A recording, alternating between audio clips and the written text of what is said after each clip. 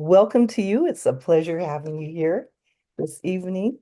And we just want to welcome Corliss Rowena Lewis, author, back after her dynamic participation in a podcast. And she really shone. So we want to just say, woo, hey, hey, hey. I want to ask you before moving forward, what it felt like to participate in that process. Oops. Coming back. There we go. I was very humbled to be asked to participate in this. Number one, and number two, I was really excited and exhilarated to be able to get the word out about the book.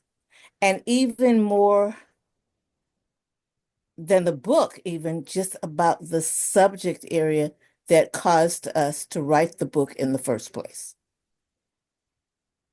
I love it. Well, thank you so much. It was beautifully done, beautifully choreographed, and I feel like it was a great starting point. So I appreciate that. We are gonna continue that discussion. And you know, right now, currently our city is under siege with this firestorm that's happened really unprecedented confluence of just factors that have created something that is crazy. And so I just want to acknowledge that before moving forward and say that our heart does go out to all of the families that have lost all of the devastation. But I also want to give a caveat to all of our listeners. We know that our pain is palpable and that people are suffering, but we do not want to spend time blaming others right now. We want to heal our city and move forward. And so this is just the message that I want to give out. And what would you like to say, Ro? I agree. The most important thing right now is getting people rehoused, and getting them, even the basic needs that they have right now Right. for food and shelter and clothing. So that's the most important thing that we want to concentrate on right now. Well, we have the opportunity to look at data. That's one of the things that we're doing collectively is gathering um, really boots on the ground data. That's the only data really to collect.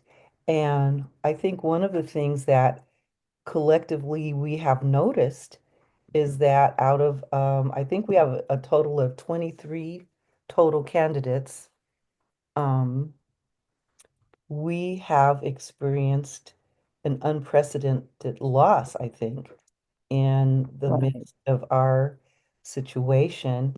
Um, Right. 24 candidates, 25 interviews. mhm, And out of that, as you said, we want to acknowledge the fact that we now have a percentage of people who are no longer with us. right. So I just looking at that data, we have two young men who have lost their lives both in unique circumstances. That's a 48.48 percentage rate, which is statistically rather high for such a small group. And I Hmm. think that we tonight, first of all, we want to honor those women who are bearing that grief. So I think we want to just stand in this place of honor to them.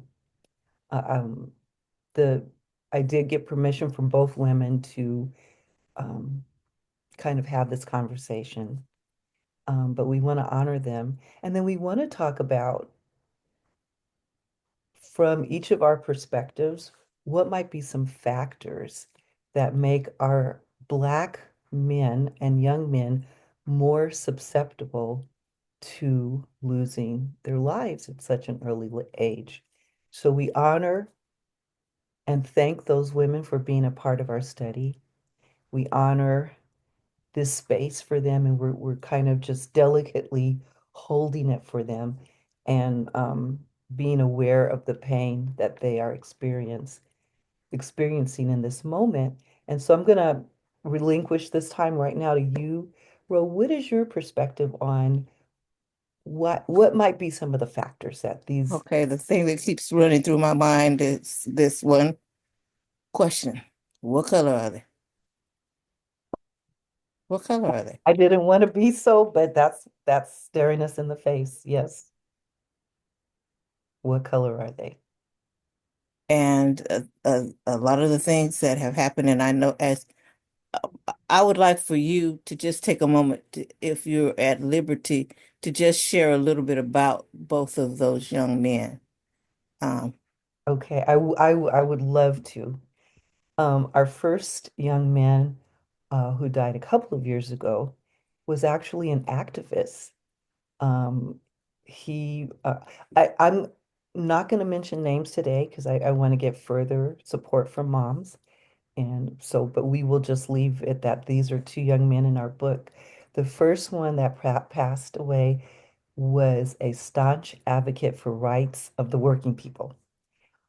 So he was really instrumental in starting some of those first boots on the ground meetings where people working at places like McDonald's, Burger King, just basic places like that, um, getting a minimum wage that made sense. So that was one of the things that he did. And he also was very verbal in speaking on campus at his college, his university, and also just talking to other young people that he knew, and subsequently actually talking to other people who might have the will, the political power to begin the process of making change.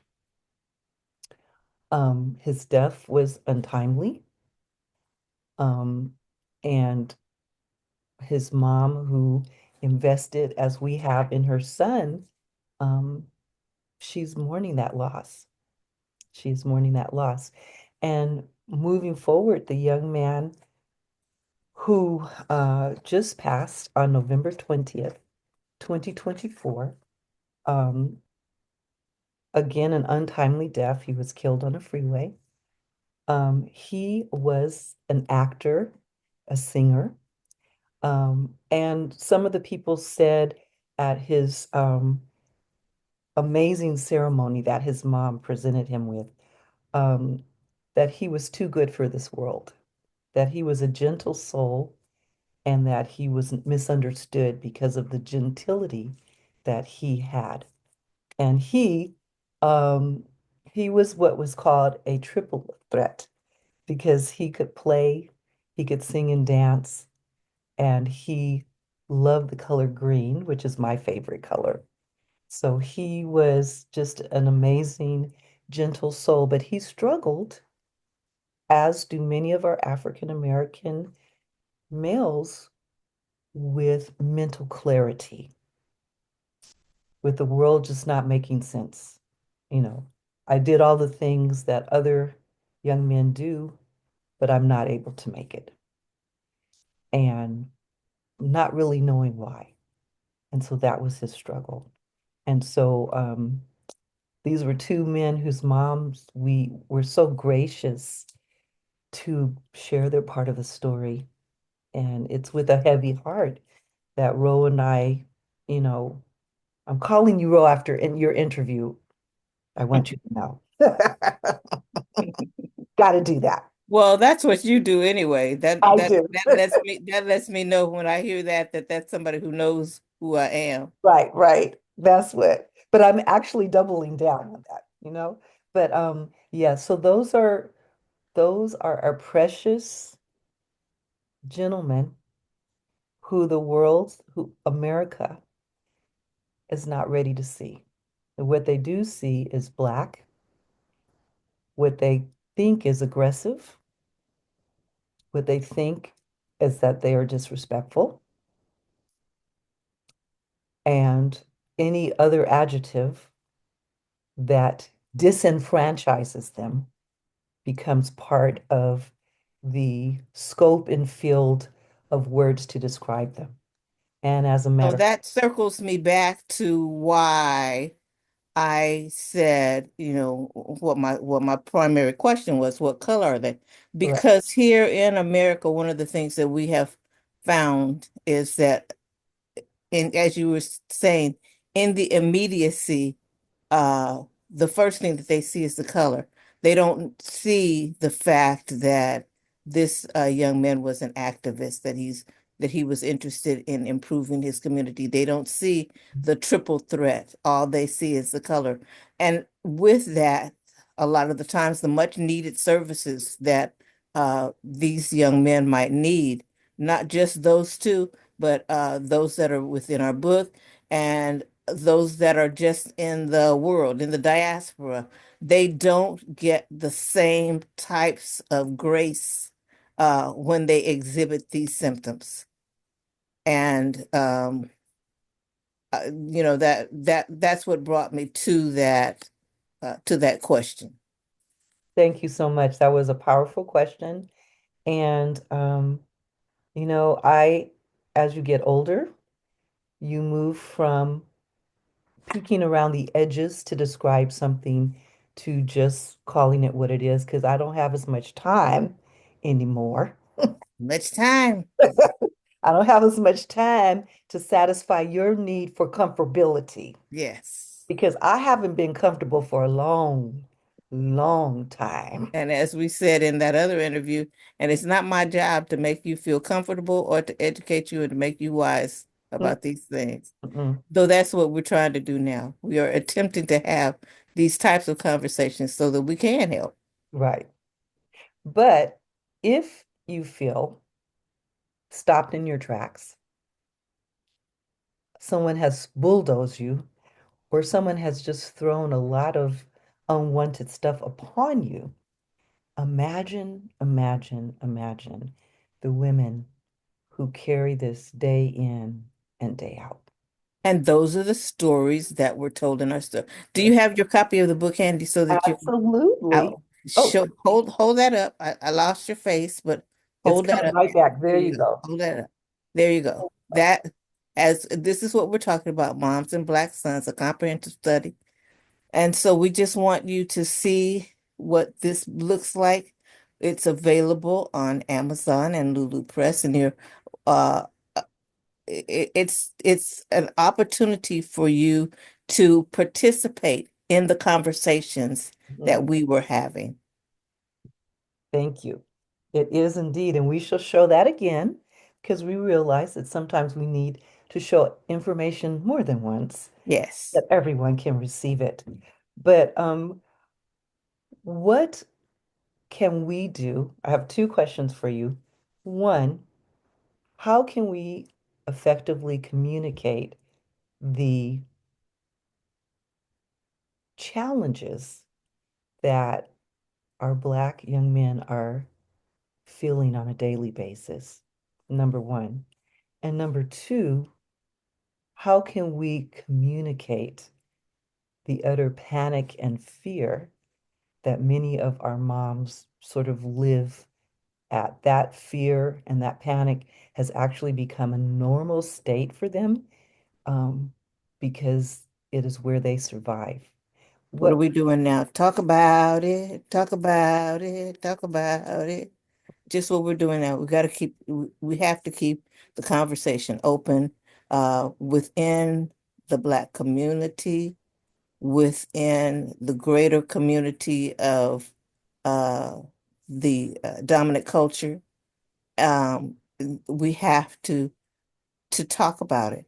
The other thing that we need to do is um, public education, media blast, um, just getting the word out there to just everyone that this is a problem. And I think that the first thing that we have to do is admit to ourselves. Some of our subjects didn't want to be identified or to talk about it or and to admit, yeah, there is a problem. But as they talked about it, they became aware of it. So we have to raise the awareness. They became aware of it and they could see, oh, yeah, maybe this isn't an issue within my own family. Now, some of them were right away, they know what the problem is, and they stated unequivocally what was going on with their sons and the problems that they were having with their sons, but others weren't aware of it. But that's why we have to talk about it. About it.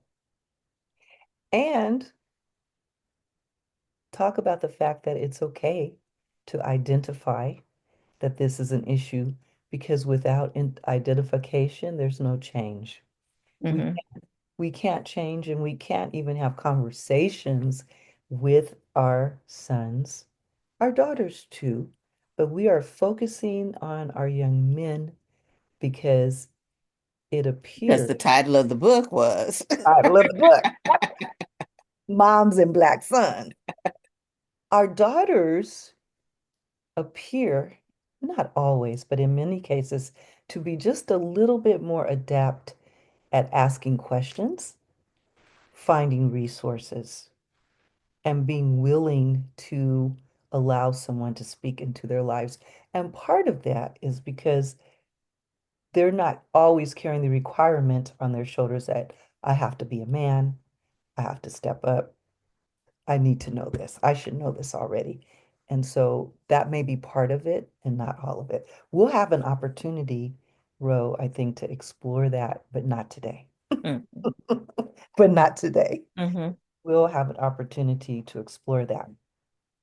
What do we say to the mothers that have sons, but those sons are not black? And they say to us, well, all of our sons have experiences with the law,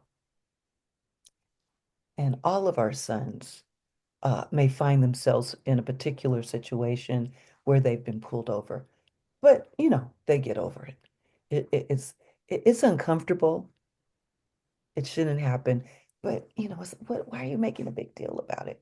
Oh, that goes back to that whole thing we were talking about, and the other thing about all all lives matter.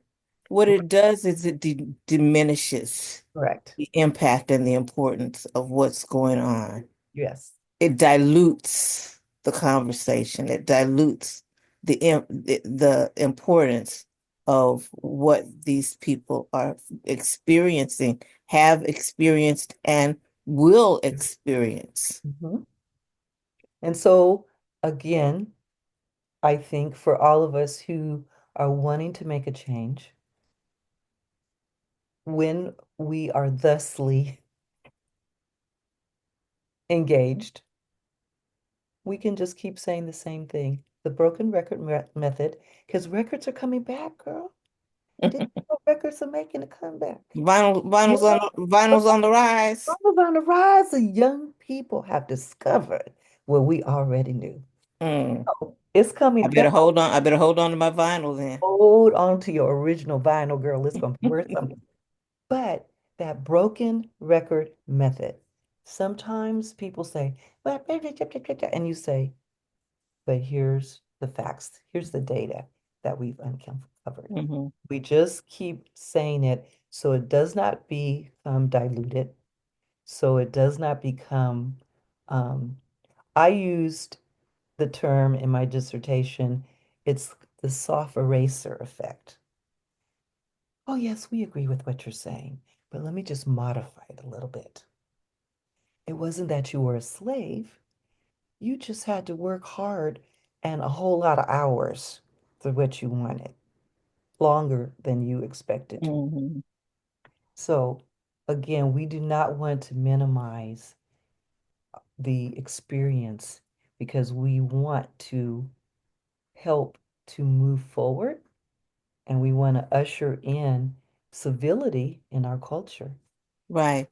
And then you, as a researcher, as a data collector, Mhm. as a fact collector, that's what's important as well, is that you are able to not just have the conversation, but then that you're able to back it up. Right. Back it up. And we're not talking about Back it up with the backing up. truth. Wait, we're Yeah, not you have to talking about back back, it up with the truth. Yeah. but back it up with the truth. I agree. So we are here to to be truth tellers, to speak truth to power.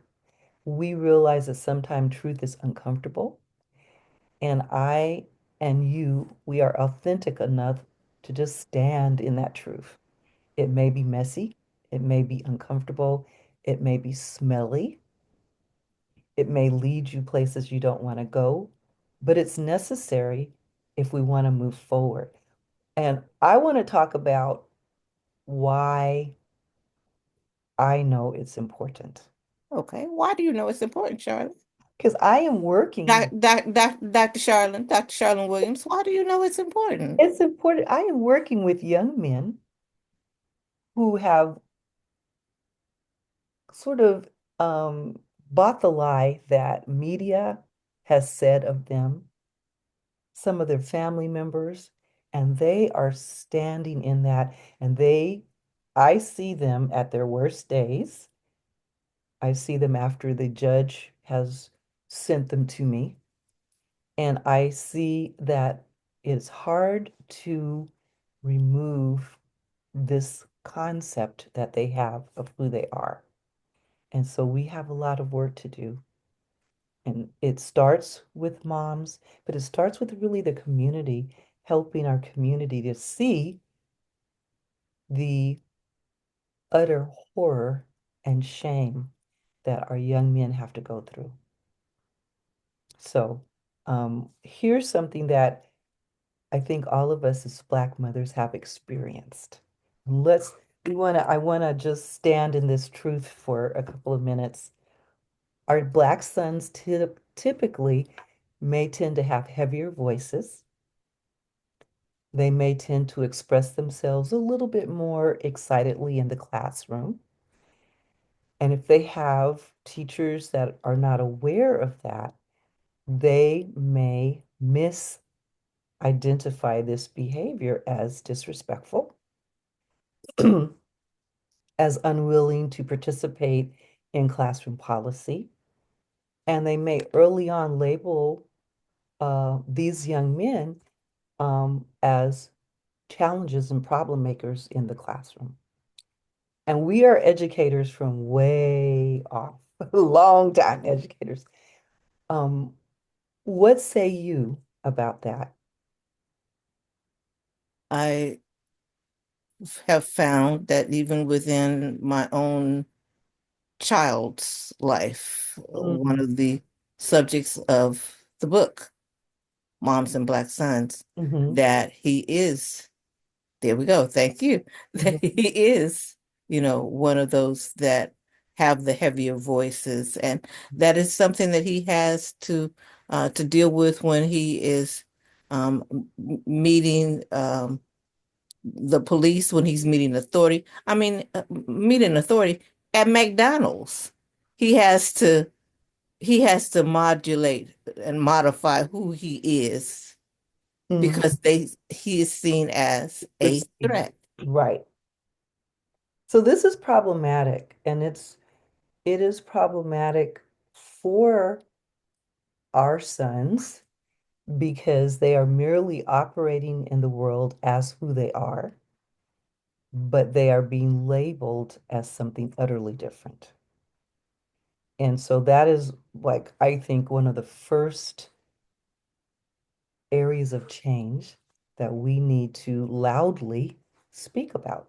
Right. And whereas in the beginning, when it starts off, those issues where they are just being their authentic selves and it's non-threatening or whatever, it may change because as how they are received and how they're responded to and then how they're treated, then yeah, they do sometimes change. Yes, Um, and I there were some of the stories that were shared in the book that dealt with that. absolutely. So, so what we are saying to our all of our family who's listening and all of you who are kind of happening on this information, there's a lot for you to learn, about our Black sons that may help you understand the huge scope of what we are dealing with. And sometimes it can begin as small as a group of people who tend to express themselves more exuberantly, who tend to have ebullient responses, and sometimes in uh, talking to our young men, they would say, I knew the answer and I was excited. So I was raising my hand and I was constantly being told by the teachers, put your hand down and let someone have a chance to speak. So, okay, I'm gonna put my hand down then because I'm trying to share with you what I know. I'm not given an opportunity. When that happens over and over and over Right, and over again. right. So we have happened on some really important information. Where where is the connection and where I'm going with this is that one of the things that we did see running through the book that was curated by Miss Corliss Rowena Lewis and myself, we did see a subtle connection between some of our young men suffering with mental clarity um, as a result of their experiences.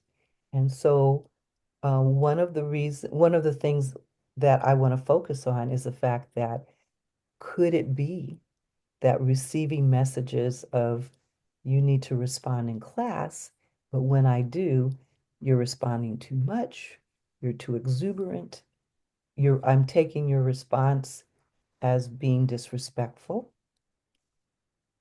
Could that begin to create some cognitive dissonance for our young men? Right. And that could be a factor. We are going to move forward in our conversation, and I just want to give um, Ro an opportunity to sort of state what's on her heart in this moment. Well, I'm always glad to have the opportunity to talk about the book, to talk about the journey that we went on in order to bring the book to fruition. Um, we don't take it lightly. We don't take the subject lightly. We don't take the fact that people so lovingly and generously gave of their time and their raw emotions in order to help to bring this about. And we do fully believe that this will be a change agent for uh, it will be a change agent for this conversation, for this subject. It will be a jumping off point. It will be an open opportunity, as I said, for you to actually hear their hearts, to hear their words, to hear their hearts. And so we're excited. I'm excited. I know you are as well, but I'm I'm excited. excited. I am excited and I am thankful. And I'm really thankful to have gone on this journey with someone I've known for more on years. And Yeah, I've known more you than one, more than one decade. more than but I feel like it's an honor to participate in the process, and I'm thankful. And so we're going to leave it here. But when we come back, I'd like for us to look at, start making some really more concrete connections between what I call our young men and their ability to navigate in society. And when I talk about navigate, I'm talking about completing uh, such things as educational pursuits, with some of the struggles that they're having. And we want to talk about those struggles because we want to open some ways to be supportive going forward for our young men. Right, right, exactly. And I think that's going to be very important as well. And then maybe if we are able, we can have one or two ladies come and join us in the conversation. We'll see how we can make that a possibility. But right now, you are joining us and coming along, and we will be giving you information so you can let your thoughts be known as well. Right. And so again, we show you the book and say, join us. We're so grateful to you. And we ask that if you haven't purchased a copy or if you haven't obtained a copy some way, it's available on Amazon and it's also available on Lulu Press. And so please, uh, it will give you the opportunity to uh, have uh, good clarity about what we're talking about. All right, So that's what's going on. what's going on? What's going on? What's going on? Yeah. And we're going to put that up as we go out, but I just want to thank everyone for being here.